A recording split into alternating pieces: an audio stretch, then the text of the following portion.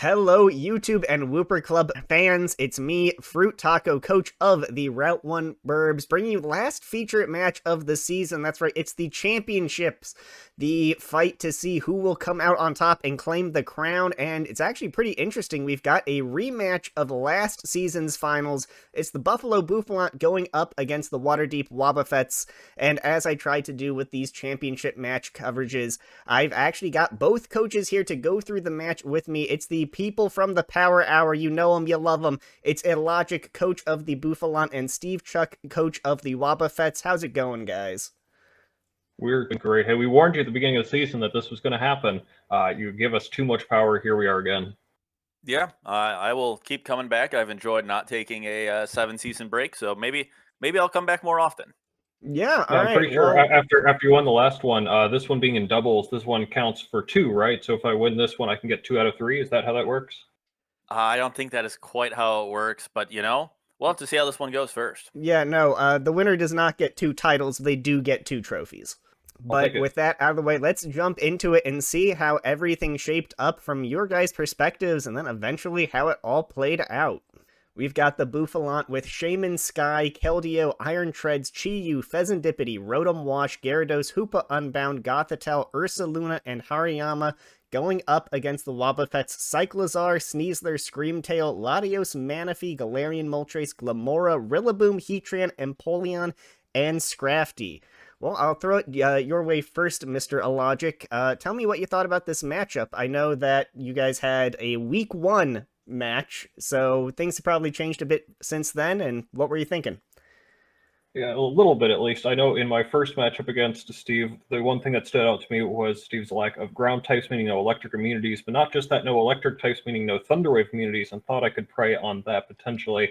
I don't know if the same thing is going to work again. And actually looking at it for the finals, I'm not really sure why I thought I had a good matchup against Steve the first time. There are some real threats on here. Rillaboom and I think Latios are the two biggest threats that stand out to me against my team. Those are two very good mons in general, anyways. But against me with all my water types, Rillaboom, that can really invalidate a lot of the mons that I have on my side. And Latios outspeeding everything but just the Shaman Sky naturally, while also providing very good Dragon and Psychic move coverage with only my one Steel type to resist them. That seemed like a huge problem for my side. Maybe the biggest question, I'm not sure what Steve's going to be doing with the Glamora and Heatran, potentially employing to all of those mons that are providing a lot of key resistances, but also very weak to a lot of the ground coverage I have. I'm really not sure if they have a place or not. I know Steve did not bring them the first time around, and I'm not sure to come again here. So those are kind of the initial thoughts that I had going into it.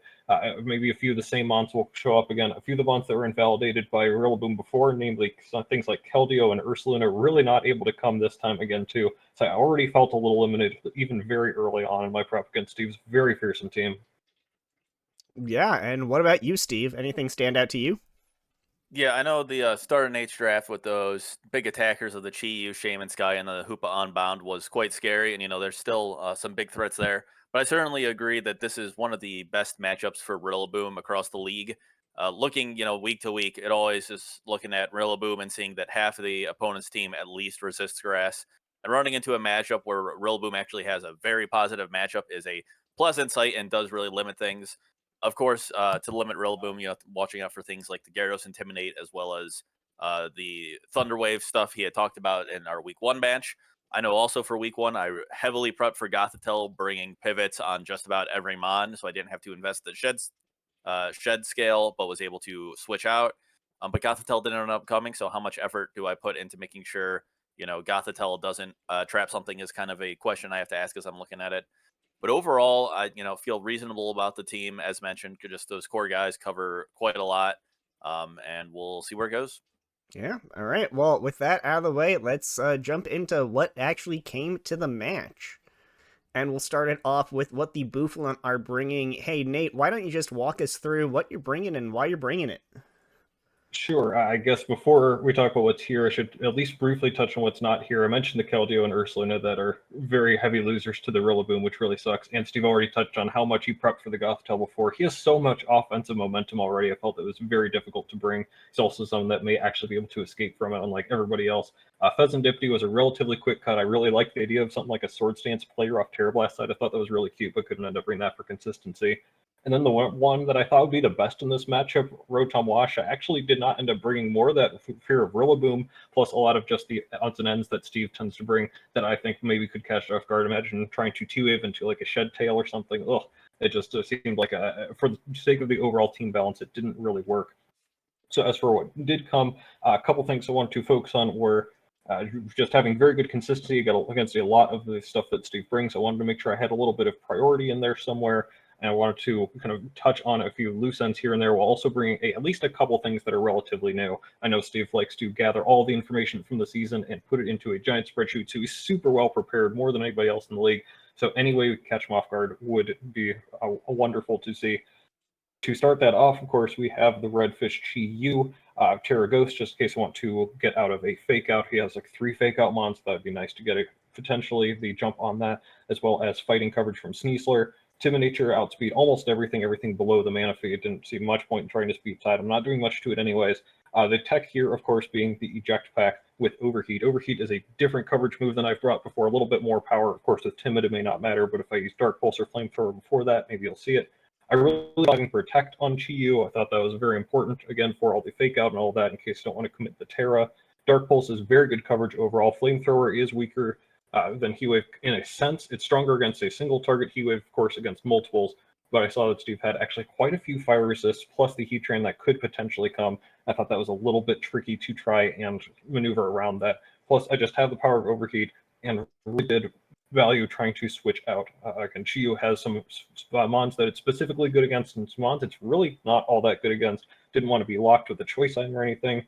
And if Steve starts to pivot around into things that are good against Chi-Yu, I really did not want to be caught out in that. Thought the Eject Pack was a neat little middle ground there to get out of Chi-Yu and into something else while still putting out a lot of damage.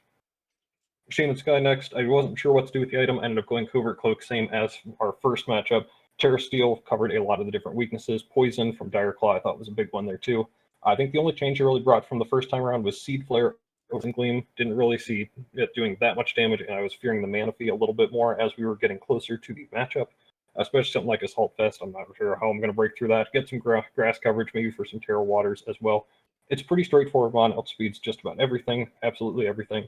Tailwind I thought would be very important. Air Slash, great coverage. And it's one of my very few great switch-ins to Rillaboom, so I thought Shaman Sky absolutely has to come. Hula Hoopa. I was a little unconvinced about Hoopa and its role in the team. This is one of the last months I added, but whenever I decided I wanted it, Choice Scarf was absolutely the item that I wanted. I saw Hyperspace here, the ability to outspeed Latios and OHKO that. Thought that was very important, very valuable for the team. Loved the offensive pressure this could put on. Had a few different choices in the last slot there over Ace Punch. Potentially something like Trick or Destiny Bond I thought were neat, but I wanted to be able to hit the Moltres Galar. Otherwise, just pretty spammable. Hyperspace Fury, Brick Break in case of something like Screen Tail, setting up screens was pretty nice. Zen Headbutt, I wanted to make sure I had a way to actually hit the Sneasler. Not 100% accuracy, but this is pretty spammable against just about everything, especially if I just fully invest in the attack stat. And Poison, just in case, once again, want to resist something like the Sneasler's attacks, if that's going to outspeed because of Unburden. Gyarados, this is a weird mixture of a set here. I've got the Rocky Helmet plus Intimidate plus Thunder Wave, but otherwise it's Adamant with most attack and Dragon Dance Crunch Waterfall. This is, again, a bit of a hybrid. I want to catch Steve a little bit off guard. I like the calcs at +1, being able to outspeed everything again without Tailwind. I think that's kind of a big part of the strategy we're going in with here. But in particular, I wanted to pair something with Waterfall that could hit most everything that he's got neutrally. I was looking through a bunch of different options. Terra Blast Flying, of course. Ground moves. Earthquake, obviously not very good with the grassy terrain. And then I stumbled across Crunch and how well that did against Latios. And with 120 attack, this will OHKO Latios, no bulk Latios at +1. So like those calcs, the last slot could have been Protect, but Thunderwave is a nice hedge against a lot of Tailwind shenanigans. And with Rocky Helmet, getting a little bit of chip. I really regretted not having that in the last matchup against him in the finals. So I really like having a little bit of a backup plan just in case something weird happens, and maybe even bluff something. I've got just about max HP anyway, so we can bluff Steve a little bit there too. Iron Tread's the only one that didn't come in the first matchup. Really like the coverage it provides. Ice Spinner against the grassy terrain, obviously. Rapid Spin, I haven't been able to talk to Steve about it, but I have fought 0 hazards to this point. Haven't set them up, haven't taken them yet either. Rapid Spin could be a really nice answer to that in case something like Lamore does come. Choppleberries to be able to catch something off guard. There are a couple mons with fighting coverage that could come. The Sneasler, obviously, the Rillaboom, obviously. Choppleberry could be a nice way to counter matchup just a little bit in a way that Steve's not expecting. Otherwise, flying takes really good advantage of a lot of the weaknesses too. Fighting, etc. Is pretty nice. I really love the coverage that it provides. Not sure why I didn't consider it more the first time around. And finally, Hariyama. I already mentioned that I really wanted priority on this team. I brought that just about every single week. Fake Out and Bullet Punch are very good. The steel coverage is awesome. Close combat is a nice middle ground for everything to be able to take care of the fighting types, the steel types rather that I'm not sure are going to come or not, and still want to have something powerful there. And knockoff, of course, to be able to KO the last.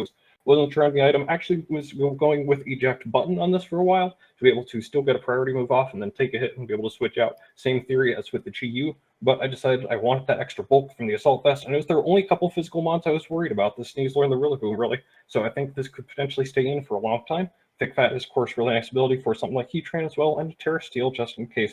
Same as last time, to be able to cover a lot of the interesting little matchups here and there. Really proud of the team we put together here, put a lot of thought into it. Not sure on maybe a couple onesie twosies, but I'll toss to you two for some thoughts on the team. Yeah, no, I like it a lot. You've got a lot of different coverages of roles. I love your attacker. Shaman Sky looks absolutely insane offensively, as does actually Iron Treads. If you can get a rapid spin boost, that coverage into Steve's team is really nice. If you think about like all the different things he's done with Heatran, which has been one of his biggest mons, you know, it's naturally weak to ground, and then he's usually either Terradit, Grass, or Fairy, which you have coverage for both of those.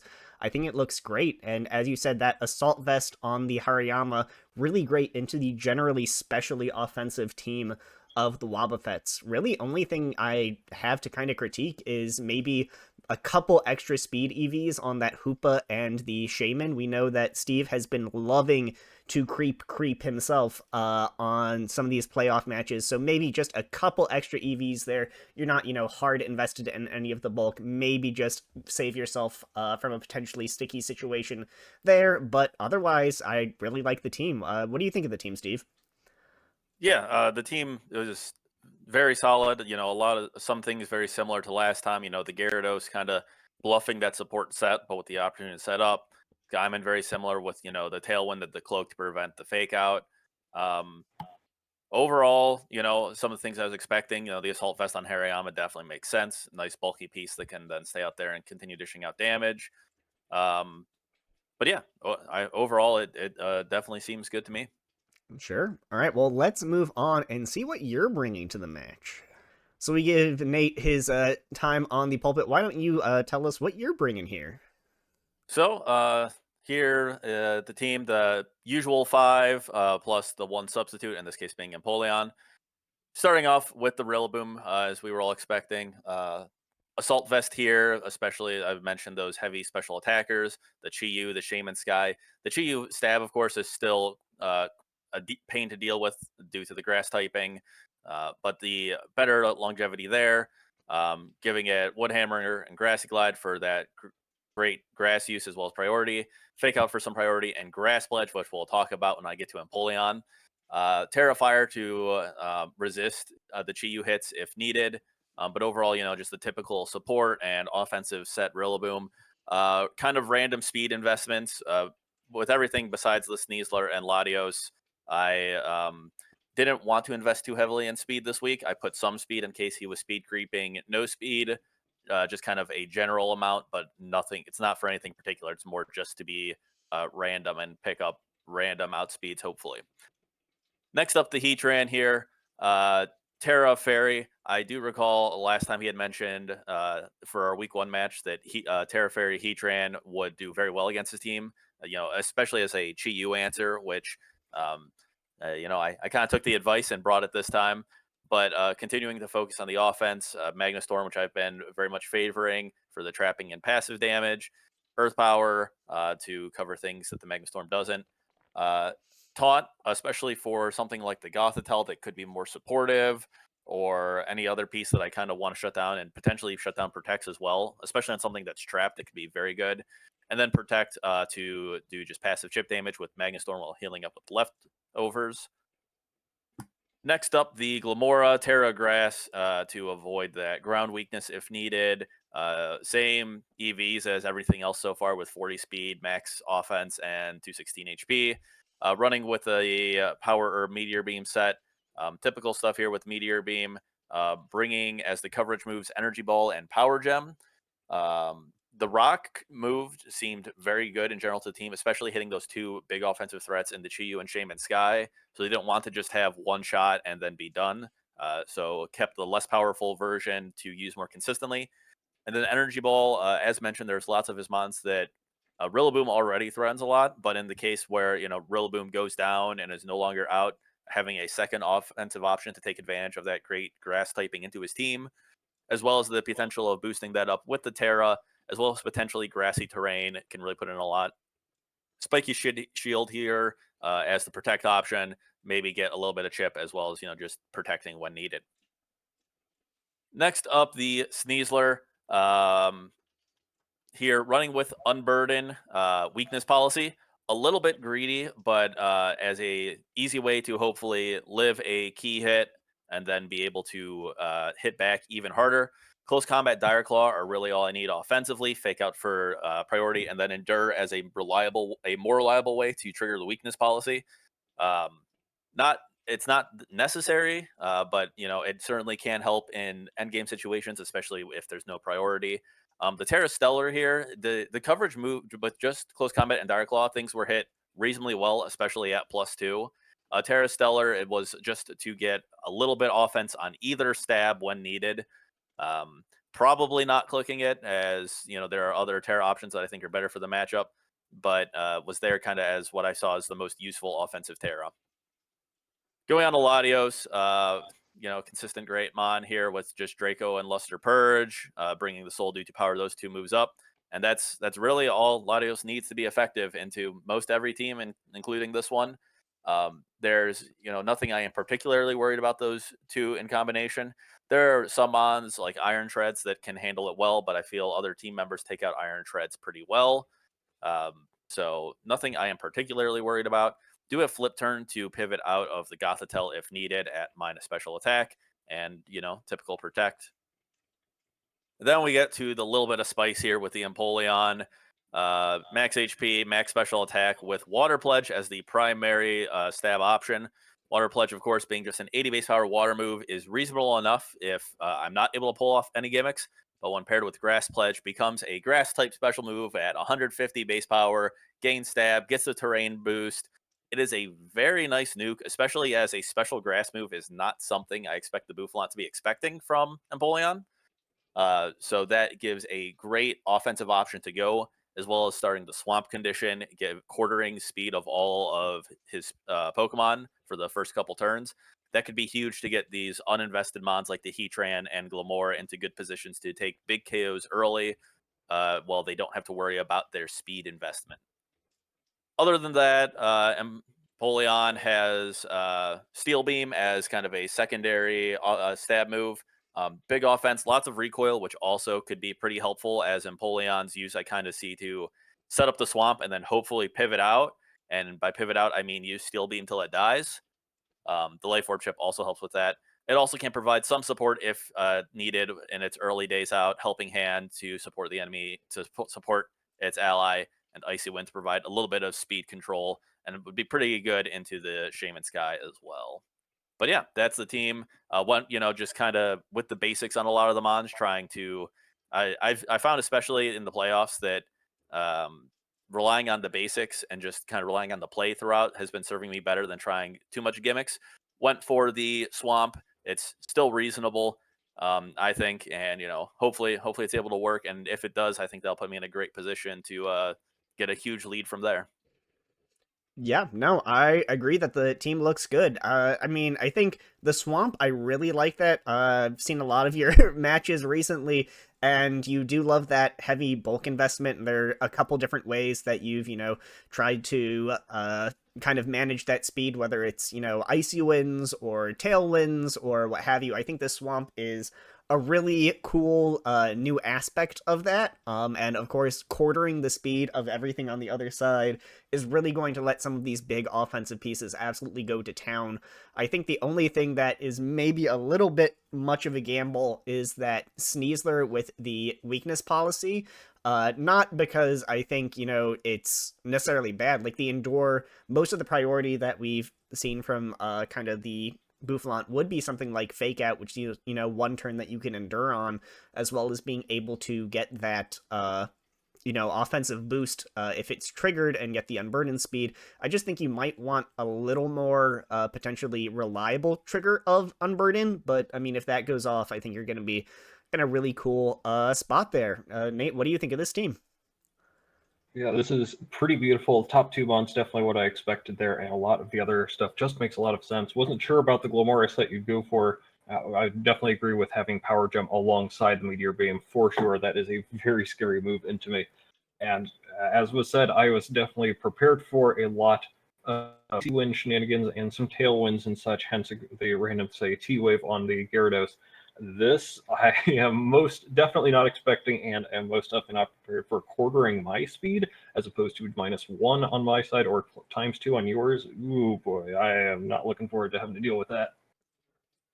All right, well, we've got everything kind of out of the way here with what's coming. I think it's going to be interesting because I think both sides have really strong attackers, but they're all also kind of frail. We've got like the Shaman Sky with the 4x ice weakness, Hoopa very frail physically. Of course, we've got the 4x weaknesses on, stuff like Heatran, Glamora, Sneasler. I think it's going to be interesting to see just kind of whose stuff sticks around and whose gets taken out and how you guys are able to adjust to it in the match. So let's see how it all goes down. So here with you two kind of seeing what each other brought, what did you guys kind of think initially, seeing what came, what didn't come, what might be good, what might be bad, and kind of how you start to kind of think about picking your leads? Nate, we'll start off with you. Yeah, I guess first thing is I do see the Heatran Glamora here very different compared to the last time, as well as another Steel type and Empoleon to that I think puts a little more pressure on the ground types to do put in a lot of work there with the ground coverage. I do anticipate that to probably be Terra Fairy Heatran, but we're gonna just have to keep that in mind. I also do see the hazards immediately, and that will of course immediately play into the lead mind games that I'm kind of expecting here. I'm really unsure of what Glamora set is going to be at this point. I guess with that in mind, I do want to make sure that I can threaten that immediately. Not sure if it's going to be Sash or Scarf. Boy, would those kind of suck, but I think I absolutely need to lead with the Iron Threads. I also noticed quite often that Steve led with the Rillaboom. That seems to me the most likely lead, probably Rillaboom Glamora, so probably my best Rillaboom check will be the Shaman Sky. Do I really want to risk that with a Glamora? After a lot of thought, that is kind of the conclusion I came to. If Rillaboom comes, I want Skyman. If Glamora comes, I want Iron Threads, and I think they're good enough to cover just about everything else. All right, and what about you, Steve? Well, I brought the swamp. Trying to set up the swamp mid game is a lot harder than setting up from the beginning, and the game plan is definitely set it up early and take KOs early. So no real thought there. I mean, team preview, nothing really unexpected. Nice to see the big hitters like Keldeo and Ursaluna not here again. Not too surprising given the Rillaboom, but good to confirm. But yeah, let's see the swamp get in action. All right, so we see your leads here. Pretty interesting, I'd say. A lot of damage threatened by both sides. Turn one, we're going to see the Air Slash do big damage onto that Rillaboom. High horsepower, absolutely chunk that Empoleon. And then the flinch means that the Swamp won't come out, but Water Pledge will still pick up the KO. Empoleon barely living that Life Orb chip as Chi Yu comes out. Man, that was unfortunate for you, Steve, getting flinched. Of course, Serene Grace, you are more likely to get flinched there than not. But kind of, what do you guys think after this first turn? Oh my goodness, I got away with something there. I think, yeah, the odds are in my favor, but it's still not that great. Happy to chunk the Empoleon too with Iron Treads. Know that I'm threatening the Rillaboom already as well, and I love seeing that. Oh man, if that's the plan though, I wonder what else is coming out. What kind of bag of tricks is Steve going into? And now my head is racing with everything else that might be going on. Yeah, Mm-hmm. it definitely sucked to miss the swamp here, and given the current situation, I think it's quite unlikely it gets set up in this game at all. But still being able to trade most of Empoleon for the ground type, really, getting a better chance for Heatran and Glamora to do well is reasonable enough. I mean, Empoleon doesn't have much more to do here, so it can still certainly threaten some big damage if Nate tries to ignore it. Um, Unfortunate, but as mentioned, is expected. And no matter how much I try to play around that, I couldn't. Even with the cloak, then I don't have the assault vest, and that's Sure. a lot riskier. So Yep, no, that's fair. So we'll see. Turn 2, we've got Rillaboom going out into Heatran, who's going to take a crit air slash, actually pretty decently. Flamethrower then into the Empoleon, knocking it out, and we're going to see after some healing, the Glamora then comes out. Air slash, Glamora actually takes pretty well, but the Dark Pulse will bring it low, although he needed about a double max roll to actually kill. Then Magma Storm into the Chi-Yu, doing okay damage, but nothing crazy. What about that turn, Steve? I'm really interested about the Magma Storm into the Chi-Yu, and then Nate not going for an Earth Power anywhere there. Yeah. So I'll have to recall as I flinched and don't remember exactly what the Glamora was doing, but I assume the Glamora was a meteor beaming into the Skyman. Um, with that in mind, I didn't want to double target instant protect, as well as Megastorm just for then the chip on the GU as well as the trapping aspect. Mm-hmm. Seemed like a reasonable thing for Heatran to do while Skyman was being taken care of. Of course, also any switch in wouldn't really like to take the meteor. I guess the Hariyama would have taken it pretty well, but then follow up attacks would have been fine. But yeah, that was the gambit, of course, with two chances to flinch going into uh, Glamora. Of course, it flinched, but that was the play.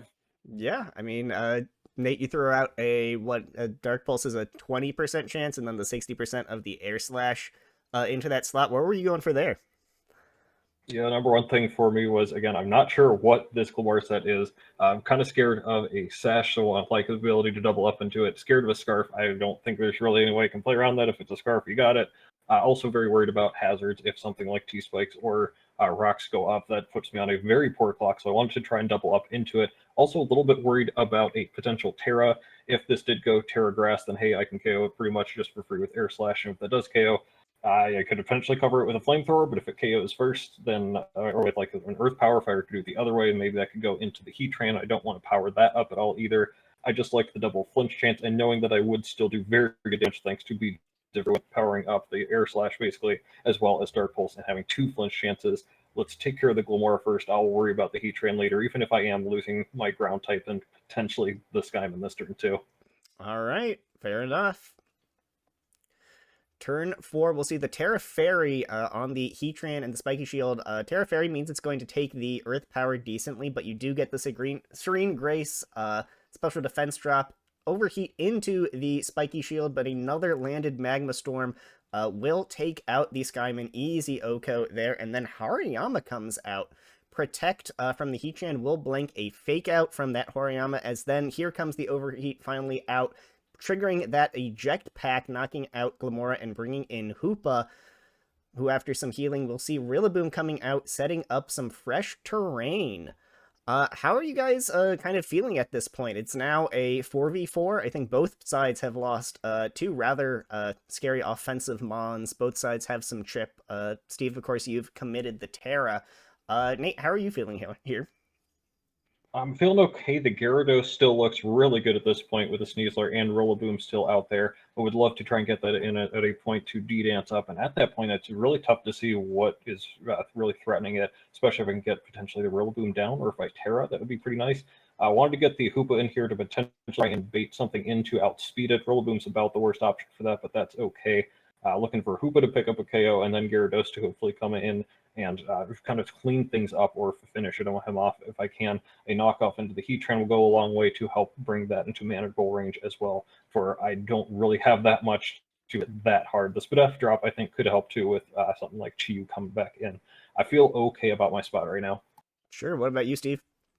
I'm also feeling reasonable enough. My remaining mons are a little more chipped than Nate's, but nice to see that the Shaman Sky was successfully removed. Seeing the Chi-Yu eject pack and that being burned up now is also pretty useful. Getting a little more information. Did have to commit the Terra to ensure Heatran lived there, but Terra Fairy still seems pretty good. Now it's a great answer to Chi-Yu, who likely can't do much of anything to it. Also improves the matchup in the Hariyama here. Overall, a reasonable thing to me. It was probably the mon I wanted to Terra most in the matchup, anyways. In a good position here, and now I have my biggest two hitters out, ready to provide some damage. All right.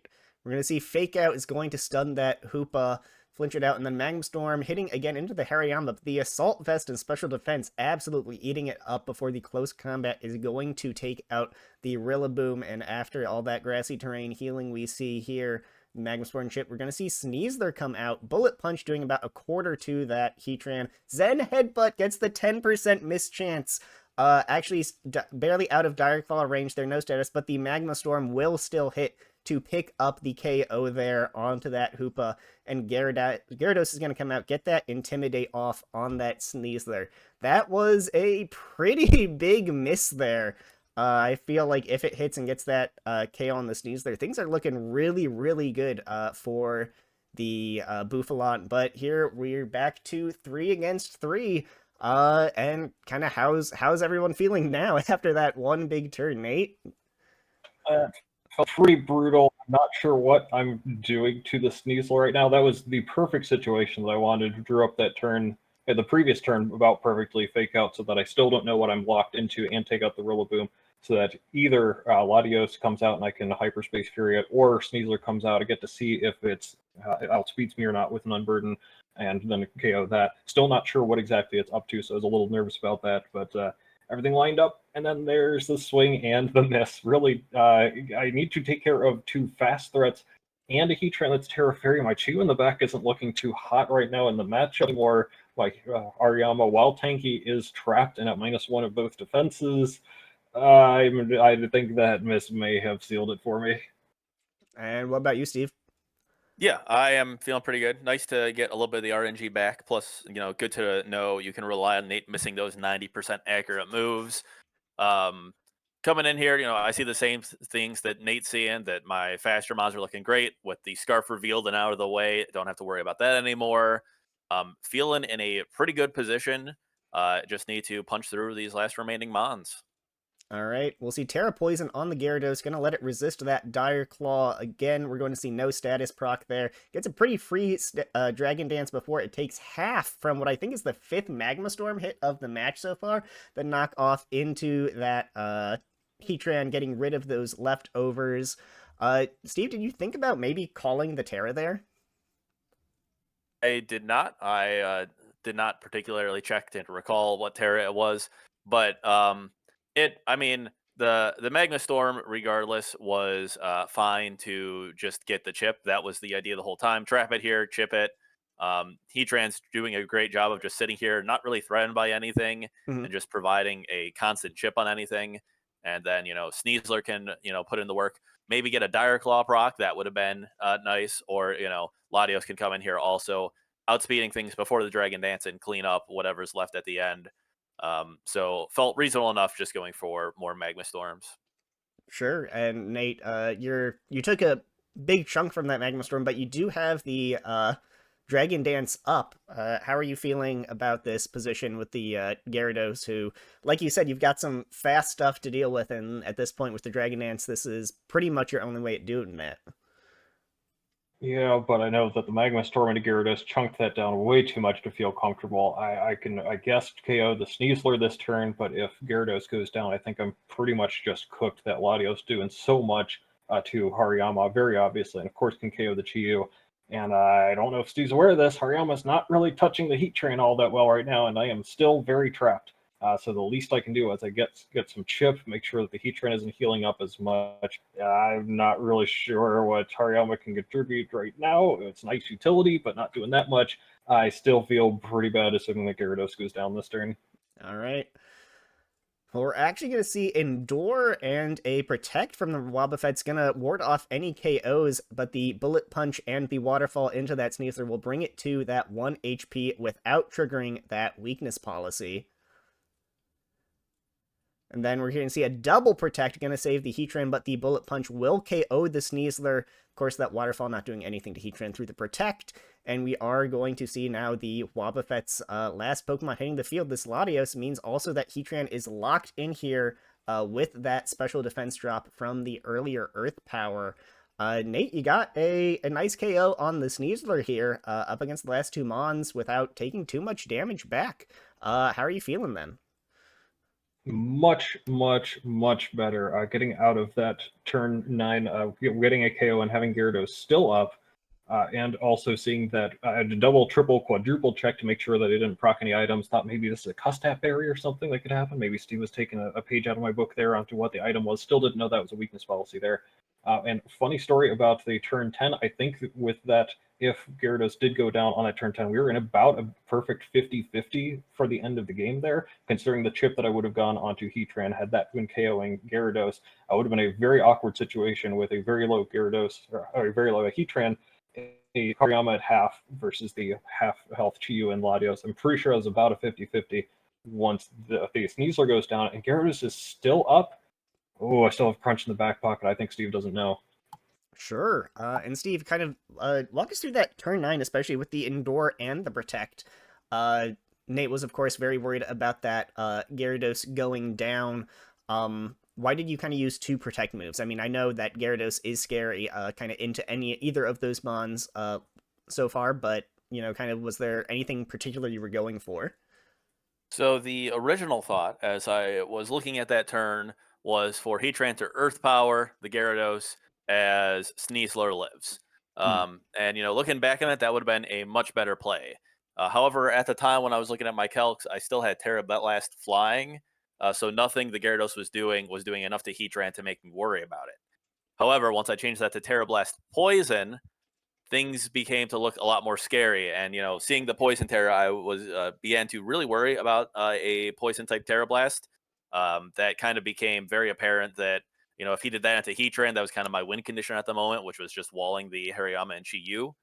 Mhm. So it was trying to play around with that, get some additional chip. On the double protect on the Heatran, hoping to bait the attack into it. I knew I wasn't going to live the follow up bullet punch, but a little hopeful to get into a better position here, get some Magma Storm chip. But especially after seeing the waterfall into the Heatran, it became very apparent at that point that no, it does not have the Terra Blast. I've been playing around that for nothing and may have just lost the game because of it. Just that threat of Terra Blast Poison alone forced me into such defensive play. And now because of it, as mentioned, I'm in the back foot. I'm still at a reasonable place. I'm at the mention, also not super worried about Crunch. I haven't quite realized that's the move here yet. But thinking, Gyarados can chunk one of them. Latios can pick up a KO. Heatran can pick up a KO. And then we just got to worry about the Chiyu. But if things don't go that way, it is a rough spot from here.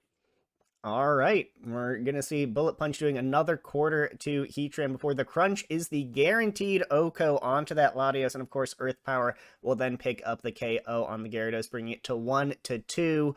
We're going to see a Bullet Punch here again into a Dark Pulse roll, will KO Heatran and make the Buffalo Bouffalant our WCL 14 champions.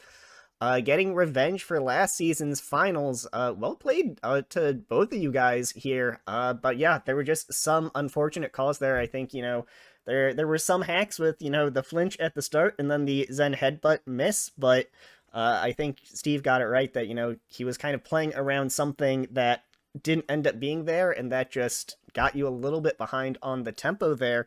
What do you guys think kind of the match? Anything particularly stand out to you? Great game too, Steve. As always, man, we just have the best games all the time. I don't know how this keeps happening.